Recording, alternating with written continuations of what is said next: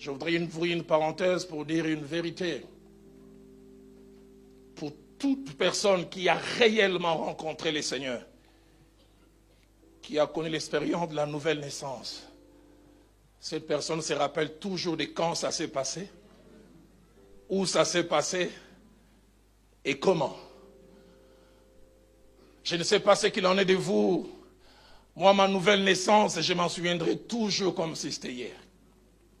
Le 5 novembre 85, j'oublie jamais, vers 8 heures, j'étais avec un ami et nous étions à la poursuite. J'espère que Viviane ne va pas suivre. D'une jeune fille du quartier que nous cherchions. Et avec cette amie, nous l'avons vue et je suis après qu'elle était devenue chrétienne. Et c'est l'amie qui faisait la cour, moi j'étais un accompagnateur, mais comme elle avait une amie, j'ai dit alors je vais m'occuper de l'autre aussi. Et elle nous a dit, je vais à l'église. Si vous voulez que l'on parle, accompagnez-nous à l'église. Et on va parler après. On a dit, pas de problème. C'est pour cela, chaque fois que je pense à moi, vous n'avez aucune idée qui vient à l'église et pourquoi. Aidez-moi à poser la question à votre voisin. J'espère que vous êtes venus vraiment pour le Seigneur.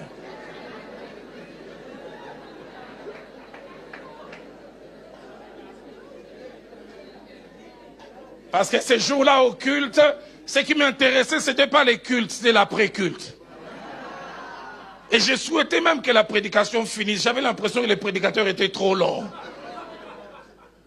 Mais j'oublie jamais, c'était mon jour.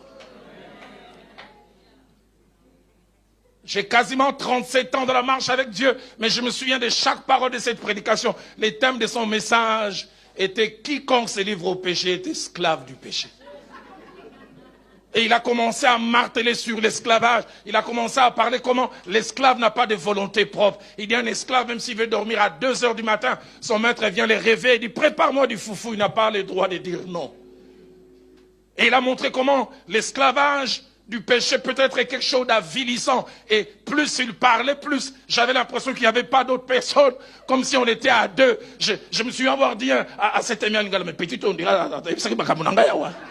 cette jeune fille, on dirait qu'elle a parlé de mes histoires ici. Il a commencé à marteler sur l'esclavage. Et je commençais à penser à toutes ces choses.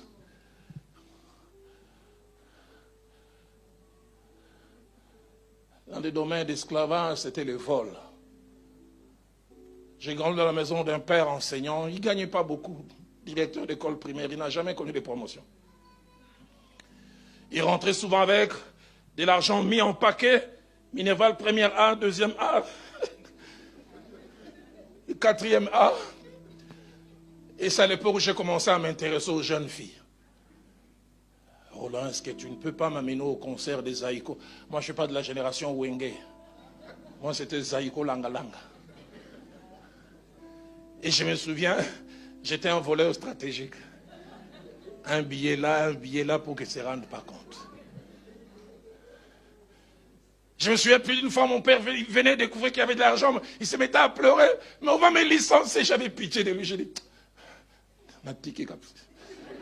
que je laisse quand même. Et j'ai laissé durant 2 semaines, 3 semaines, et je venais encore voler. Et vers la fin du message, mon ami Pierrot qui m'avait accompagné dit, Roland, tu as besoin du mouchoir. Je dis, pourquoi? Il dit, tu es en train de pleurer. Je dis, moi. Et je me suis rendu compte que... Mais j'oublie jamais sa conclusion. Il a dit, mais si le Fils de l'homme vous a franchi.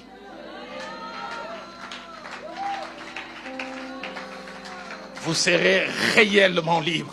Et il a parlé de la beauté attachée à la liberté. 5 novembre 85 à 9h, on a lancé l'appel qui veut la liberté, qui ne veut plus de l'esclavage. J'oublie pas, une première personne est allée. Quand j'ai voulu me lever, mon ami là m'a bloqué. Il m'a dit, Roland, petit, tu es dans mon abisso.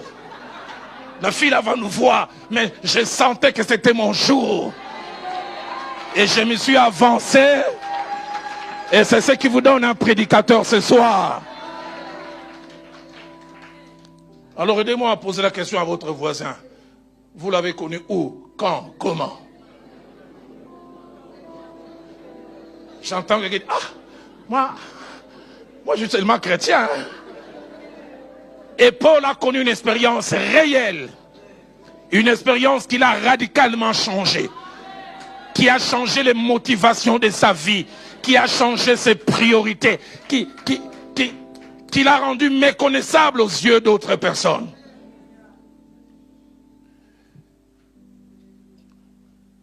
Quelqu'un disait la nouvelle naissance, c'est comme être écrasé par un train. On ne peut pas être écrasé par un train et faire un dessin aux gens. Quelqu'un d'autre a ajouté, si un chat prétend se convertir, qu'on demande des témoignages aux souris.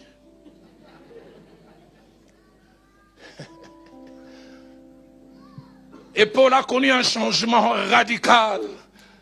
Écrivant aux Philippiens, vers l'an 65, il dira dans Philippiens chapitre 1er, verset 21, il dit « Christ est ma vie ». À cause de cette expérience, Christ est devenu le centre de sa vie. Si Louis II dit « Christ est ma vie », Alfred Cohen dit « Christ est ma vie, le but et le contenu de toute mon existence ».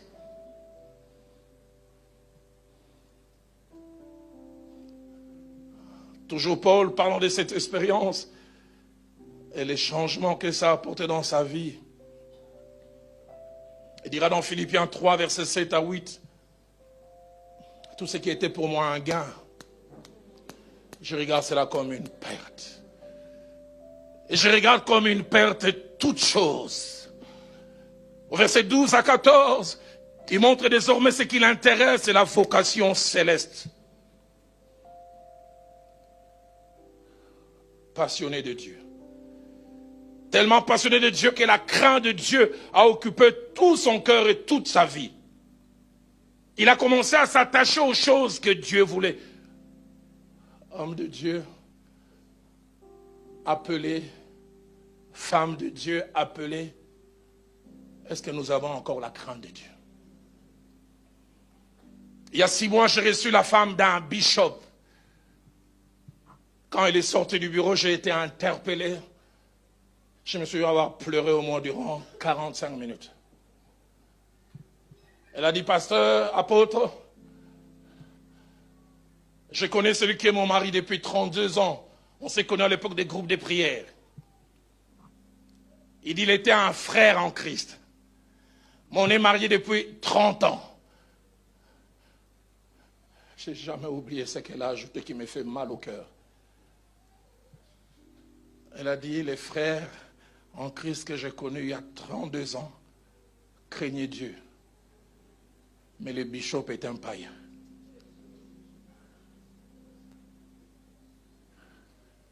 Il dit, les frères que j'ai connus craignaient Dieu.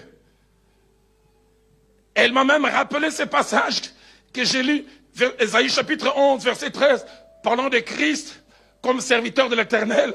Il avait dit, il respirera la crainte de l'Éternel. C'est-à-dire, ça sera son style de vie. La version d'Arby dit, son plaisir sera la crainte de l'Éternel. Il dit, celui que j'avais connu, en craignant Dieu, il dit, il a augmenté en popularité, il a augmenté en responsabilité, il a augmenté en position, mais il a perdu en consécration. Il dit, les frères en Christ, ne buvez pas, mais le bishop est un ivrogne.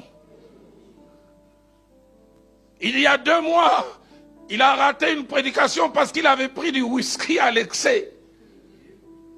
Aidez-moi à poser la question à votre voisin, vous en prenez? J'entends un voisin dire un peu. Alors toi un peu là, c'est comment?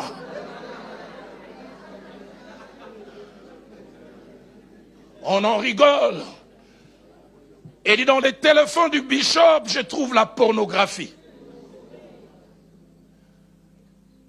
Il dit, ce qui m'a choqué il y a 3 mois, la sentinelle est venue me dire, 2 femmes prostituées sont venues réclamer leurs factures au bureau du bishop. Seigneur, épargne-moi de cela. Que la crainte de Dieu soit notre partage. Que nous ne soyons pas de ceux qui la prêchent, mais la vivons d'abord. l'appelé de Dieu, mais toujours craignant Dieu.